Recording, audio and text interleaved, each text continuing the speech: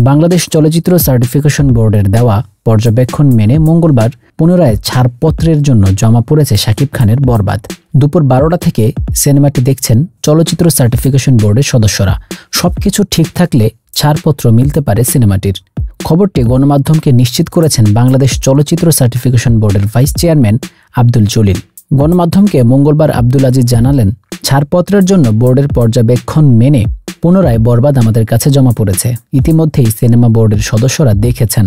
বিকেলে আমাদের সিদ্ধান্ত জানিয়ে দেওয়া হবে। এদিকে বরবাদ সিনেমার আনকাট ছাড়পত্রের জন্য চলচ্চিত্র সার্টিফিকেশন বোর্ডের সামনে সকাল থেকে অবস্থান নিয়েছেন শাকিব খানের কিছু ভক্ত। বিভিন্ন প্ল্যাকার্ড ও ব্যানার হাতে তাদের দেখা গিয়েছে। শাকিব খানের বরবাদ সিনেমার প্রচারণা সবই চলছিল। মোশন পোস্টার, চরিত্রের লুক, টিজার, গান সবই প্রকাশ হয়েছিল। ঈদে মুক্তির অপেক্ষায় থাকা বরবাদ ছবিটিকে ঘিরে হঠাৎই তৈরি হয় অনিশ্চয়তা। জানা যায়, তথ্য ও সম্প্রচার মন্ত্রণালয়ের অনুমতিপত্র পেলে তবে ছবিটি জমা দিতে পারবেন সার্টিফিকেশন বোর্ডে।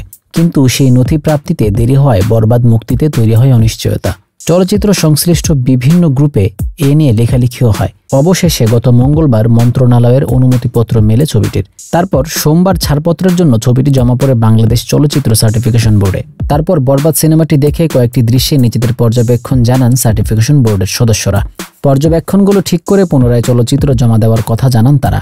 চলচ্চিত্র সার্টিফিকেশন বোর্ডের দেওয়া পর্যবেক্ষণ মেনে মঙ্গলবার পুনরায় ছাড়পত্রের জন্য জমা পড়ে সিনেমাটি।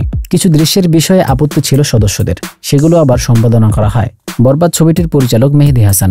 ছবিতে শাকিব খানের সঙ্গে জুটি হয়েছে নিধিকা পাল। আর অভিনয় করেছেন মামুনুর রশিদ, মিশা সওদাগর, শহীদুজ্জামান সেলিম, ফজলুর রহমান বাবু, ইন্তেখাব তিনার, ভারতের যিশু সেনগুপ্ত প্রমুখ। ছবিটির একটি গানে পারফর্ম করেছেন নুসরাত জাহান।